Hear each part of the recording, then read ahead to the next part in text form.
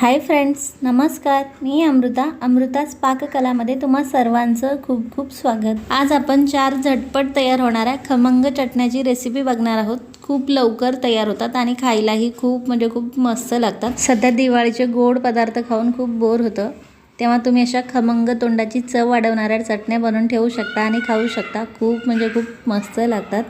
या चटण्या जर ताटात असेल तर भाजीची देखील गरज नाही. खूप मस्त रंगतच वाढवतात या जेवणाची. तर नक्की बनवा. लगेच आपण चटण्या कशा बनवायच्या हे पाहूयात. त्या अगोदर तुम्ही जर चॅनलवरती नवीन असाल आणि अजूनही चॅनलला सबस्क्राईब केलं नसेल तर नक्की करा. तसेच बाजूच्या घंटीवर दाबून ऑल बटनवरती देखील दाबा. त्यामुळे काय होईल, मी आता अजून खूप साऱ्या रेसिपीज अपलोड करणार आहे, तेव्हा त्याचं नोटिफिकेशन तुम्हाला येईल आणि तुमची कुठलीही रेसिपी मिस नाही होणार. तर लगेच या खमंग चटण्या कशा बनवायच्या हे आपण पाहूयात.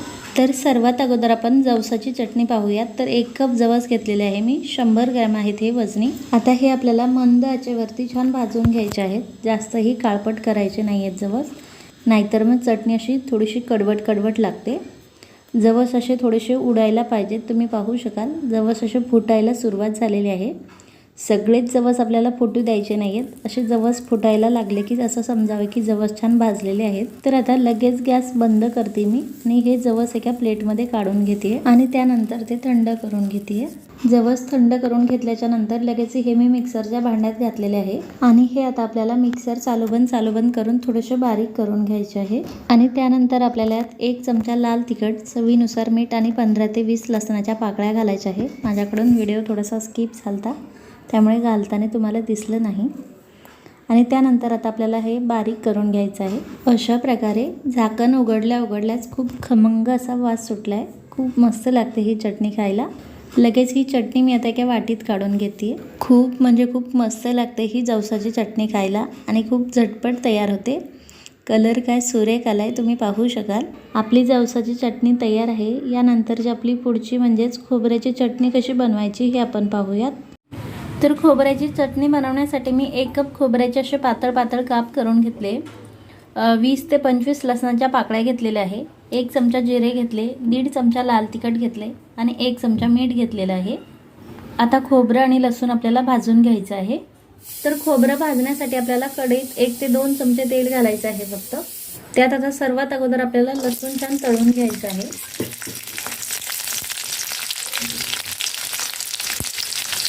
आणि त्यातच आपल्याला खोबरं घालायचं आहे. खोबऱ्याचाच आपल्याला जास्त कलर वगैरे चेंज करायची गरज नाही आहे.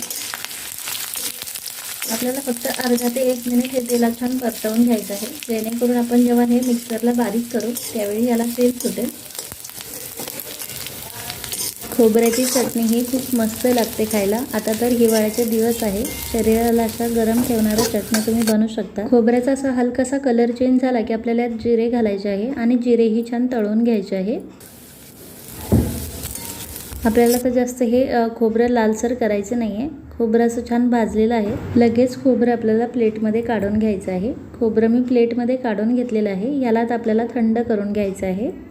तर लगेच आपल्याला खोबरं थंड झाल्याच्या नंतर हे आता बारीक करून घ्यायचं आहे. तर हे मी मिक्सरच्या भांड्यात घालते. यात आता आपल्याला लाल तिखट घालायचं आहे, लाल मिरची पावडर घालायचं आहे. काश्मीरी लाल मिरची पावडर वापरले मी सगळ्या चटणीत. तसेच चवीनुसार मीठ घालायचं आहे आणि हे देखील आता आपल्याला चालू बंद करून फिरून घ्यायचं आहे. अधूनमधून याला असं हलवायचं आहे आणि परत बारीक करून घ्यायचं आहे. अशा प्रकारे मिक्सर चालू बंद करून आपल्याला चटणी बनवून घ्यायची आहे. किती छान जाडसर चटणी तयार झालेली आहे, तुम्ही पाहू शकाल. कलरही खूप सुरेख आलेला आहे आणि खूप खमंग लागते ही चटणी खायला. ही देखील मी आता वाटीत काढून घेते. खोबऱ्याची चटणी आपली तयार आहे. काय सुरेख कलर आलाय, तुम्ही पाहू शकाल. आणि ही दिसायला जेवढी छान दिसते खायलाही तेवढी खमंग लागते. खोबऱ्याची चटणी आपली तयार आहे. यानंतर आपण शेंगदाणा, तीळ आणि खोबऱ्याची मिक्स चटणी कशी बनवायची हे पाहूयात. मिक्स चटणी बनवण्यासाठी मी अर्धा कप शेंगदाणे घेतलेले आहे, अर्धा कप सुक्या खोबऱ्याचे काप घेतलेले आहे, 1 मोठी लसणाची कांडी म्हणजेच 25 ते 30 लसणाच्या पाकळ्या घेतलेल्या आहे. पोहे खायच्या चमच्याने अर्धा चमचा जिरे घेतलेले आहे. तसेच 2 ते 3 चमचे तीळ घेतलेले आहे. 1 चमचा काश्मीरी लाल मिरची पावडर घेतलेली आहे आणि मीठ घेतलेलं आहे. शेंगदाणे, खोबरं, लसूण आपल्याला भाजून घ्यायचं आहे. आता त्याच कढईत आपण हे साहित्य भाजून घेऊया. तर इथे मी पुन्हा 1 ते 2 चमचे तेल ॲड करते. त्यात आता आपल्याला लसूण छान तळून घ्यायचं आहे. मिक्स चटणी, लसणाची चटणी, आपण यात लसूण जास्त घालतोय. तसेच लसणाचे साल देखील मी काढलेले नाही, त्यामुळे काय होतं चटणीमध्ये साल खूप छान दिसतात आणि खायलाही छान लागते चटणी. यात आपण तळून घेऊयात. यावरती असं उलट न ठेवायचं, म्हणजे ते उडत नाही अंगावरती.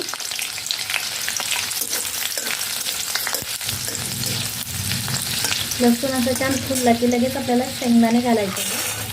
शेंगदाणे देखील लसणासोबत छान तळले जातात. मग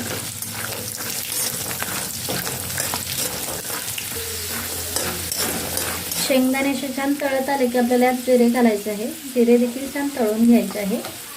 त्यासोबतच तीळ देखील घालायचे आहे आणि आता हे छान तळून घ्यायचे आहे. तीळ थोडेसे फुलले की लगेच मी खोबरं देखील घालते. खोबरं भाजायला जास्त वेळ लागत नाही. खोबरं देखील असं लाल व्हायला सुरुवात झाली, तुम्ही पाहू शकाल. आपल्याला जास्त जाळायचं नाही आहे खोबरं. तर लगेच गॅस बंद करते मी आता आणि हे सर्व साहित्य एका प्लेटमध्ये काढून थंड करून घेते. तर आता आपल्याला मिक्स चटणी वाटून घ्यायची आहे. तर हे सर्व साहित्य आता थंड झाल्याच्या नंतर मिक्सरच्या भांड्यात घालायचं आहे. खूप म्हणजे खूप खमंग लागते ही चटणी खायला.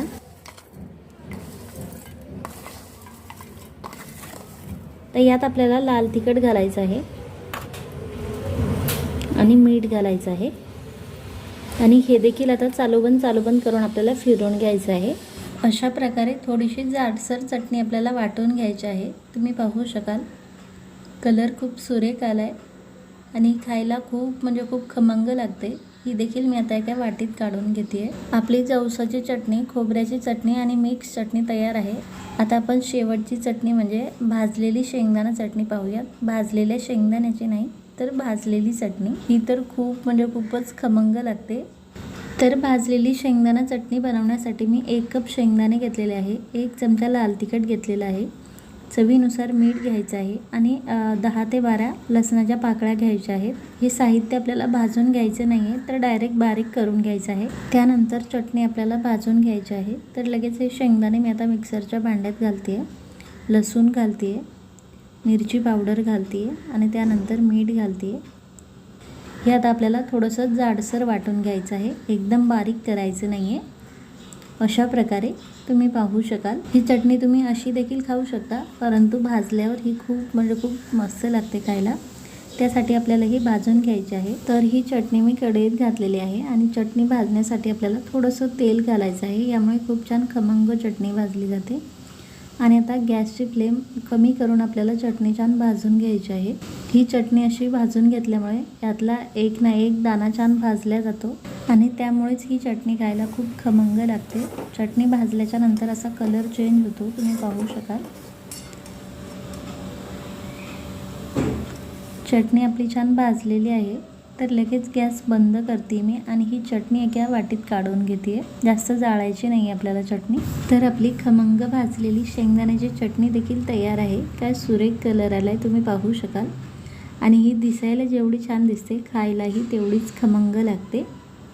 तर अशा या 4ही प्रकारच्या चटण्या तुम्ही बनवू शकता. या तुम्ही आता पोळीसोबत खाऊ शकता, भाकरीसोबत खाऊ शकता, वरण भातासोबत देखील तोंडी लावू शकता, तसेच पराठ्यासोबत देखील खाऊ शकता. खूप म्हणजे खूप मस्त लागतात खायला आणि खूप झटपट तयार होतात.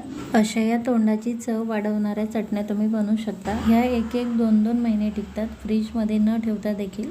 तर नक्की बनवा आणि कशी वाटली तुम्हाला ही रेसिपी हे कमेंट करून नक्की सांगा.